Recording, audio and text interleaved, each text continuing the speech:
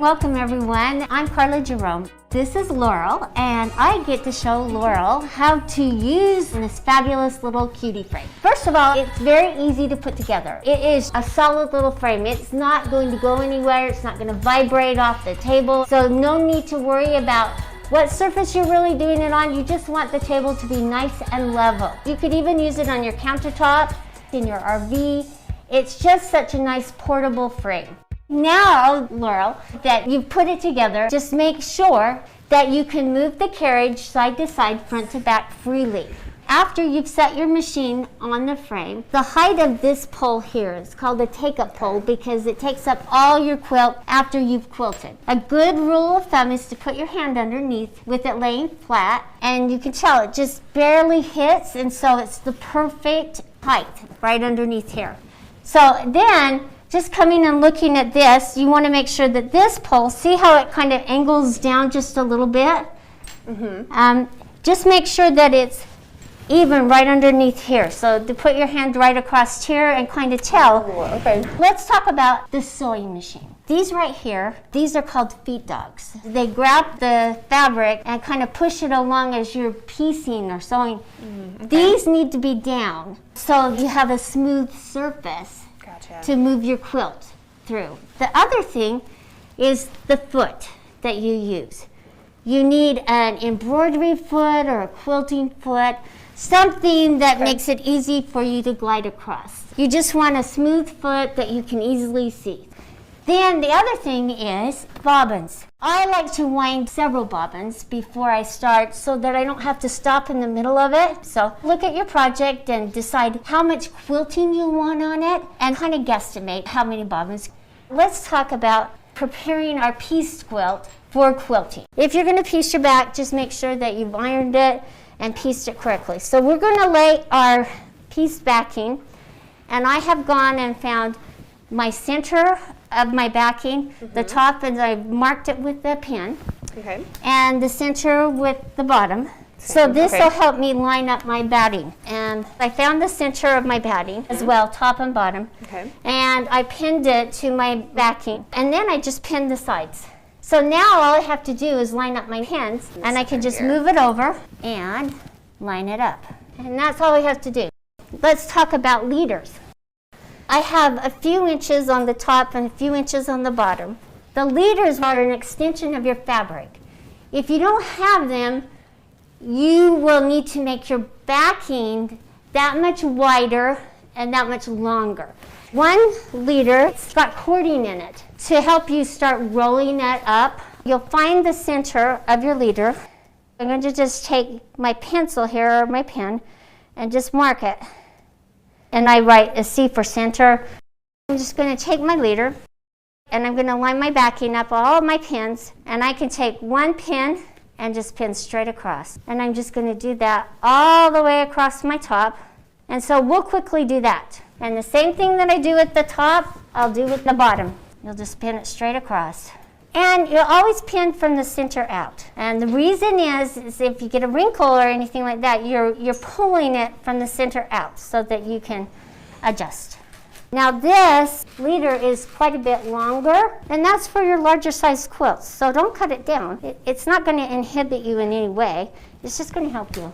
You do the same thing with the bottom one, and the bottom one's even wider. So as you get to the end of your quilt, the leaders allow you to quilt all the way to the edge of your beautiful quilt that you've created. If you didn't have them, you'd have to cut a portion of it off because you couldn't sew because it'd be wrapped up over the pole. And I have a couple of sets because I get bored with my quilts, and so I like to jump from one project to another. So sometimes it's nice to have two sets. And with these frames, you can take them on and off and start on something new. We're going to slide our leader through the arm of our machine and adjust it to start quilting. We want to make sure we're putting our backing and our batting and everything under the foot. One thing I want you to notice, your carriage and your machine will only go so far before it hits the sides. So if you move your machine all the way to the side, you can notice that eventually your machine and your carriage will hit the side of the frame. And we don't want that to disrupt our quilting, okay? So I'm going to adjust my starting side out away so that as I'm starting, I'm not going to hit. I'm going to move it all the way down. But I want to make sure that I can quilt this edge, okay, without it hitting. Okay. And now we can start putting our clamps on. And you want to adjust it also so that you can start right on this edge. So you can pull the batting up just a little bit. And so bring your machine out where it's going to start. See, we have that much area. So let's pull it up just a tad more. And there we go. Okay. And sometimes I'll put my needle in the down position. So what I like to do now is make sure my back has no wrinkles in it. Okay. And so I like to just pull it. And then sometimes I'll baste across the top edge to hold my quilt in place as well. So we'll have you do that in just a minute. So what we're going to do is we're going to now put on our 2 bottom clamps. Okay, and they go on a specific way. So you look at the name right here. This name has to be showing correctly, and we want to take these up off. So facing you. Yeah, facing or you. Cutie, like I read it. Yeah, so the cutie needs to be facing so you can read it, not upside down, okay? And as you clamp it on, and clamp it down. And it comes with 2 side clips, so you can put them on. And it comes with 2 side leaders also, so you could clamp that on and pin it, so you get extra tension. And helps keep it nice and straight. So what we're gonna do is we're gonna pull our quilt out, and we're gonna start rolling it up. And you can look at your wrinkles on the back as you're rolling. I've got one right here. Just pull it out from the center out, just like you would on a rolling frame. And just keep rolling. Now we're just going to clamp it. Let's start rolling this on, and we can clamp this as well. And make sure you're counting all your little clamps, because if you leave one undone, you'll notice it and feel it. Okay. With this frame, you can sit or stand. If you're using a machine that requires a foot pedal, you will want to sit. So I'm going to have you sit down. You want to make sure that your machine is threaded correctly. And so make sure that you have the thread pulled through your tension knob and through the spring so that you get that tension. But right now, you can tell that as I pull this, how easy it is to pull. Oh, that's because your presser foot, which is this foot right here, and this is the presser foot lever, isn't down. Once I put the presser foot down, you can feel that tension.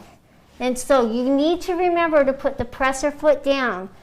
Otherwise, you're going to have really loose tension, and your thread's going to look like shag carpet underneath, and you don't want that. Once you have the presser foot down, you want to make sure that you bring your bottom thread up. So find the needle up, needle down button on your machine, and it'll go down, and then push it one more time, and it brings the needle back up.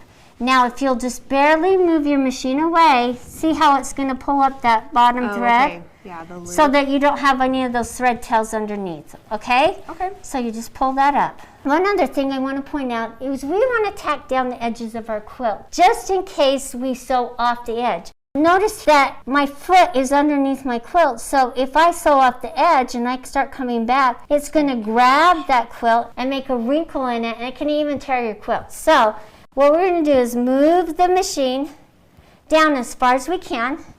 I'm going to lift up the presser foot just a little bit, put it on that wide area right there, because it doesn't matter how straight it is. I'm going to cover this with my binding. So when you're pushing down on the foot pedal, if you push too slowly, the machine's just going to barely start revving up and start moving, just like with a car.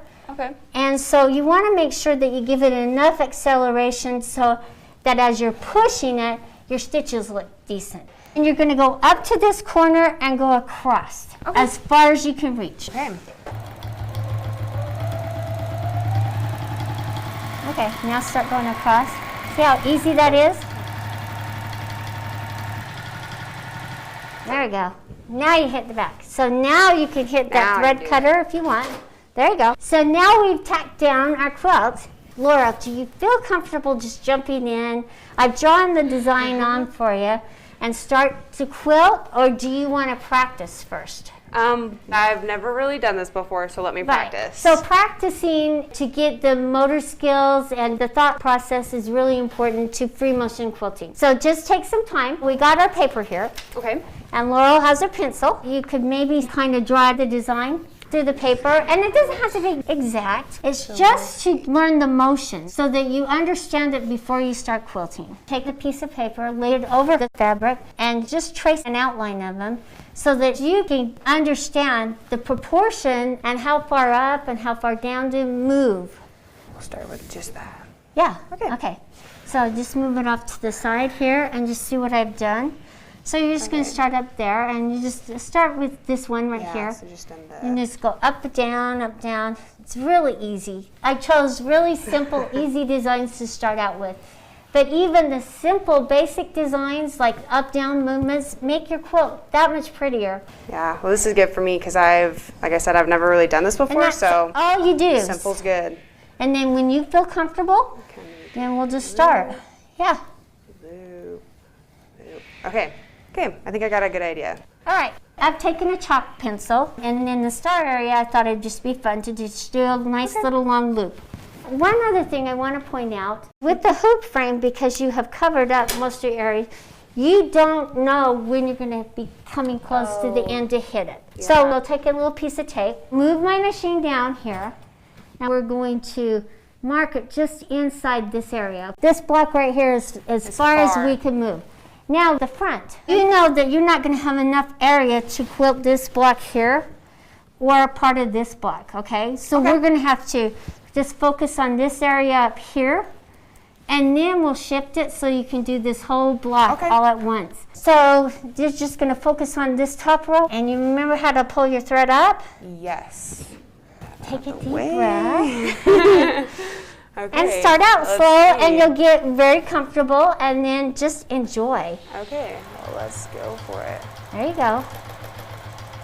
Good job. And you don't have to stay right on the lines. It's just nice and smooth. Yeah. It's fun, isn't it? Yes.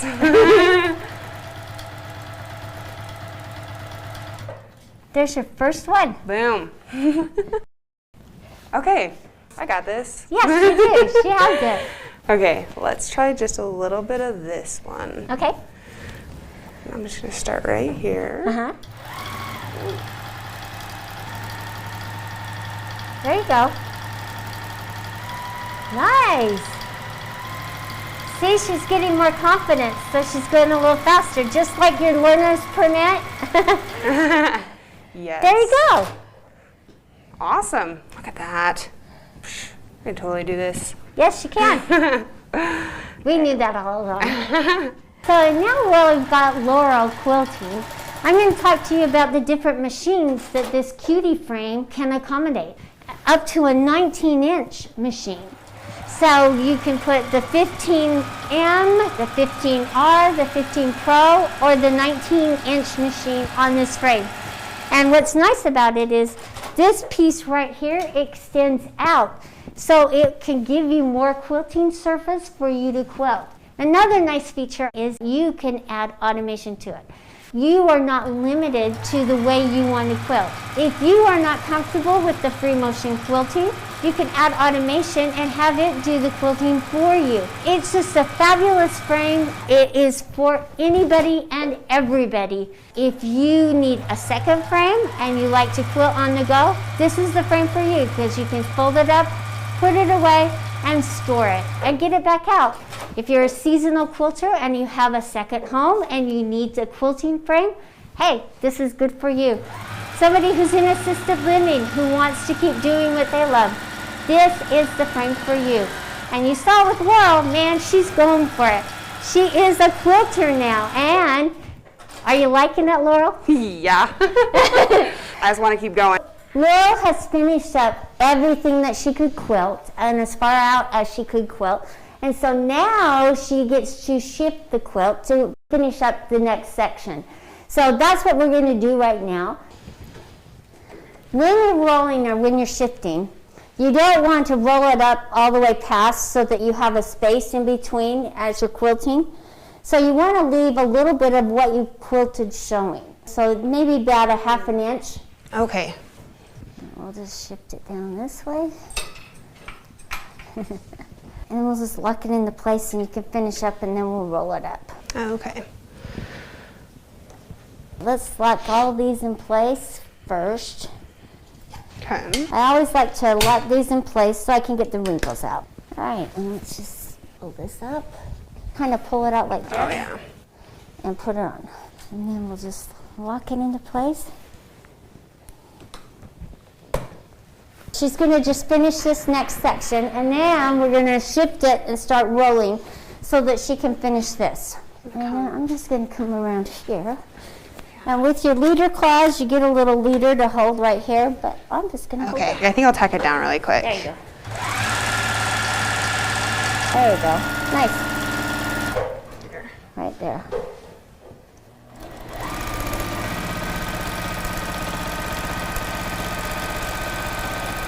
There you go.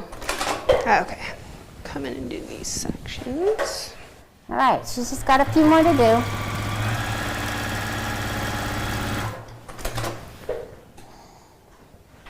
And see how quickly she's mastered using her domestic machine and the design. It really does help to draw your design in your blocks.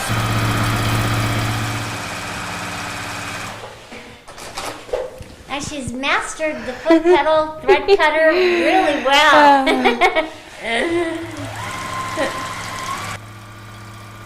Don't you feel like you're kind of in your groove? You've got your rhythm, Yeah, just you know keep what you're going. doing. Yes. It's comfortable now. Yes.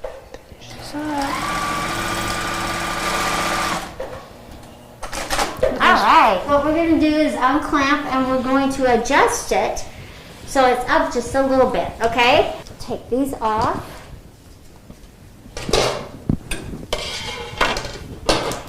And this cording on this leader cloth just helps to make it a little easier for you to start rolling your quilt.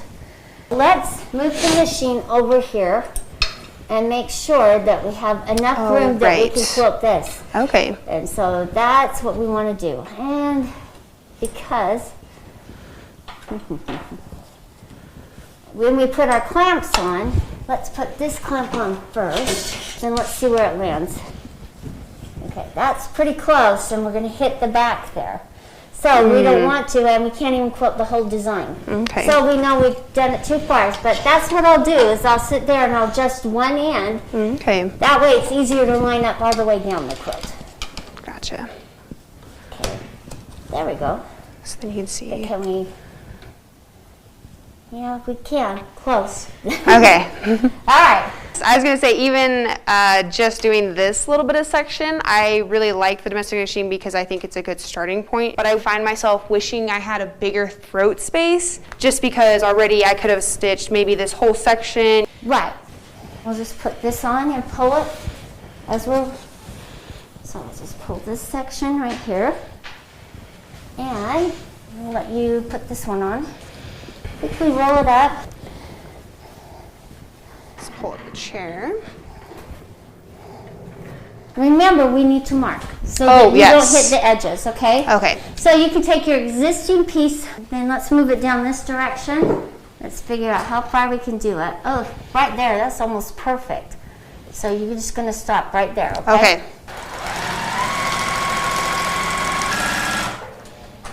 Nice job. Awesome. Laurel has mastered quilting. Yes. So Laurel, this is your very first time machine quilting using the little Cutie Tabletop Fabric frame. Yes. So, was it easy? Yes. Oh, yes. It was way easier than I thought it was going to be. It was super easy to get the hang of, to be able to just hook it on. Could you go home and do it by yourself? Oh, yeah. If I wasn't there to coax you along Yes. and help you, and did you enjoy it? Yes, I already want to keep going. I just want to keep doing the whole thing. She's going to keep going.